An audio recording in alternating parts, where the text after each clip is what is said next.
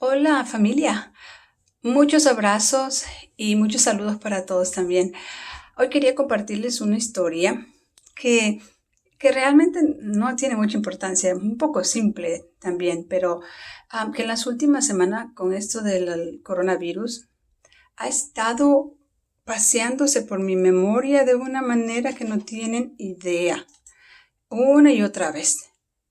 Un día al salir de la universidad, después de esperar por mucho tiempo afuera en la calle, me di cuenta de que era posible de que hubiera pedido mi último bus.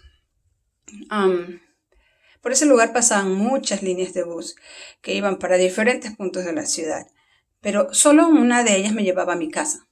Así que decidí tomar uno de los buses que, aunque no llegaba hasta mi casa, al menos me acercaba más y me daba más opciones. Apenas me había bajado del bus, cuando de repente todo se volvió oscuro.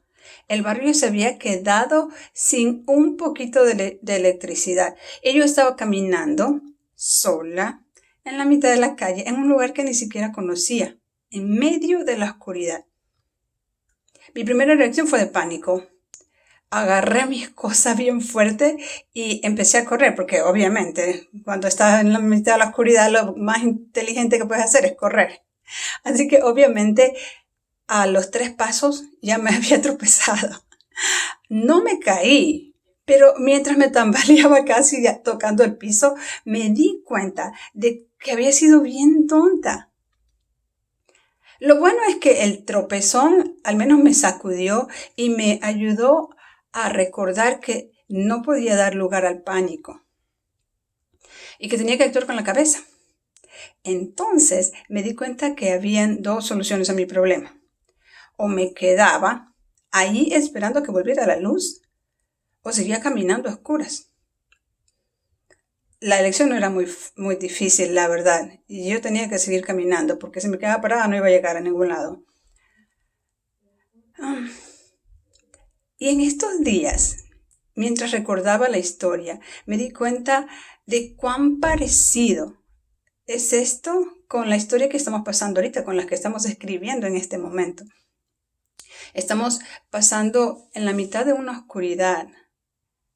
Y cuando estamos en la mitad de la oscuridad, lo primero que nos ataca es ese falso sentimiento de estar solos, en medio de la nada, así como yo lo sentí.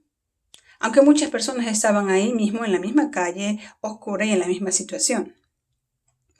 Esa sensación de abandono nos motiva a reaccionar, a salir corriendo y a tropezar, como lo hice yo, o a salir corriendo a comprar papel higiénico, como lo hemos hecho muchos.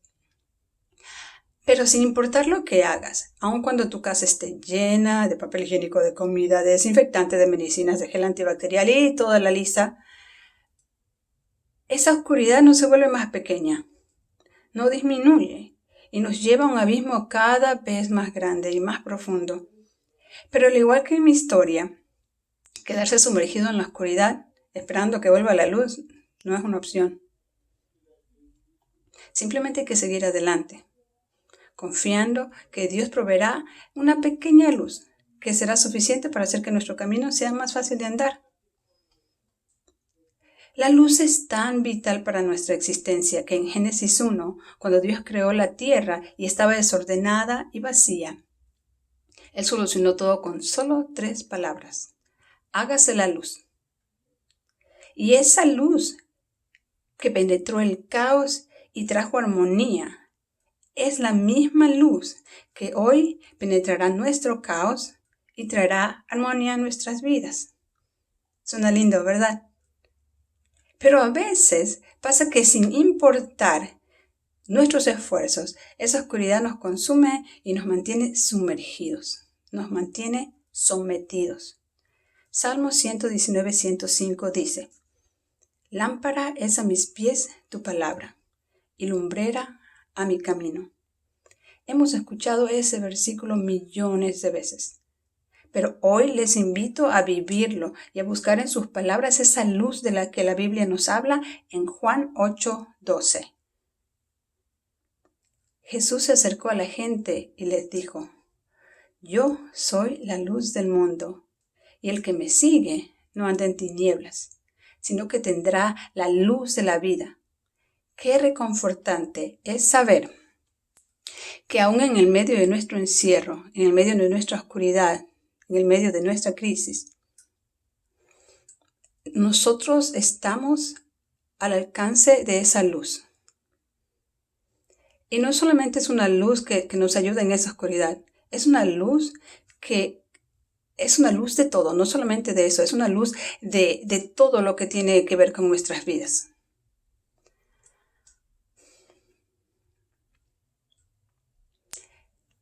Esa luz tiene poder sobre todo aspecto de nuestras vidas. Aún esa luz tiene poder sobre esos aspectos de nuestras vidas que intentamos ocultar y mantener en la oscuridad. Primera de Juan 1:15 dice que Dios es la luz y en Él no hay ninguna oscuridad. Esos pensamientos que de repente nos invaden y nos hacen sentir que estamos caminando solos en la oscuridad son normales, pero no son verdad.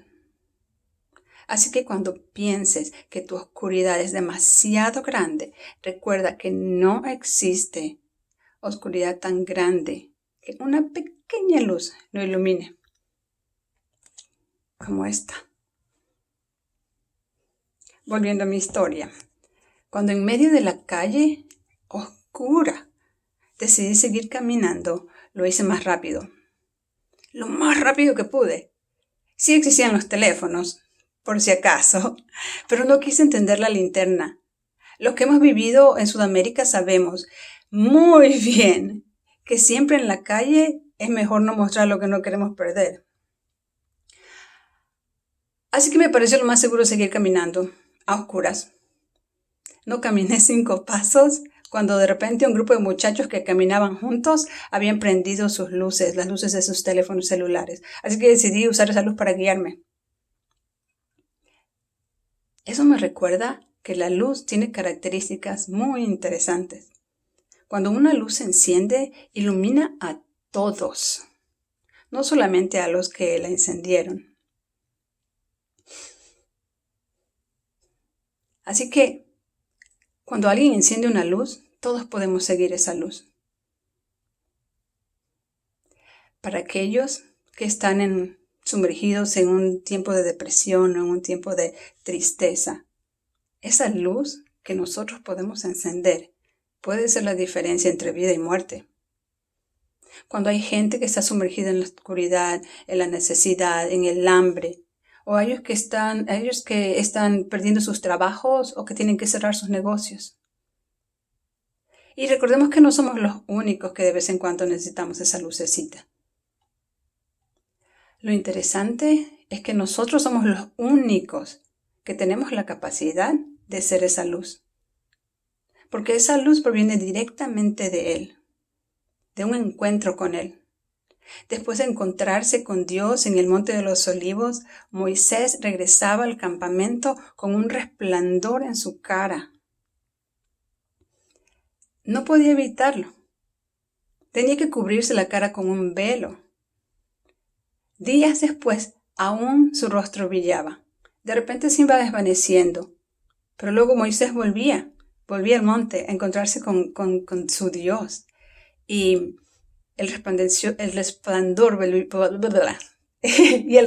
volvía a su rostro. Era como si fuera a recargar sus baterías. Ese mismo Dios, quien nos da primero su luz, es el Dios que nos envía también de la misma manera, como en Mateo 15:16 dice, de la misma manera que la luz de ustedes alumbre delante de todos, para que todos vean sus buenas obras y glorifiquen a su Padre que está en los cielos. Noten que no es una sugerencia. Gramaticalmente hablando está en tiempo imperativo, lo que significa que es un mandato. Y no es un mandato que es algo así como que hagan lo posible.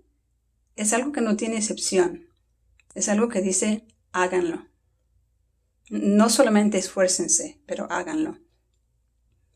En el versículo anterior a este dice, no se enciende una lámpara y se pone debajo de un cajón, sino sobre el candelero, para que alumbre a todos los que están en la casa. No nos ha compartido Él de su luz para que nuestra casa esté linda e iluminada, sino para que la llevemos a los últimos rincones de la tierra, aún en el medio de esta pandemia. Para terminar mi historia, cuando finalmente llegué a la parada del bus, el lugar estaba lleno de personas. Unos esperaban solos, otros esperaban acompañados, otros se habían encontrado recién en ese lugar por coincidencia. Otra chica que estaba allí también se me acercó y me contó que había tenido una aventura muy parecida a la mía en la misma media cuadra de oscuridad. Como les dije anteriormente, esta historia es una historia sin importancia. Ni siquiera es muy interesante. Nunca pensé volverla a recordar incluso. Pero durante ese tiempo Dios ha estado utilizando esta historia, esta memoria, este recuerdo para recordarme que cuando el encierro se vuelve insoportable, es muy fácil pensar que estamos solos. Pero cuando enfrentamos esos sentimientos y los ponemos enfrente de la luz, nos damos cuenta que no es cierto, que no estamos solos y que hay muchos otros alrededor nuestro. Unos caminan solos, otros caminan acompañados, otros se conocieron en el medio de la tribulación, pero todos tenemos historias similares. Esta historia me recuerda que necesitamos los unos de los otros para poder sobrellevar cualquier cosa que se nos atraviese. Que cuando la oscuridad se pone en nuestro camino, no tengo que caminar sola. Es más, que con el apoyo de mis amigos y hermanos, el camino se vuelve mucho más llevadero. Y espero que esta historia nos recuerde que como miembros de nuestra iglesia, y no quiero decir de la iglesia La Viña Inver, pero de la Iglesia Universal de Cristo, nuestra comunidad es muy importante. Así que mientras cierro este mensaje, quiero animarles a muchas cosas. La primera es a dejar que la luz de nuestro Señor llene nuestra oscuridad.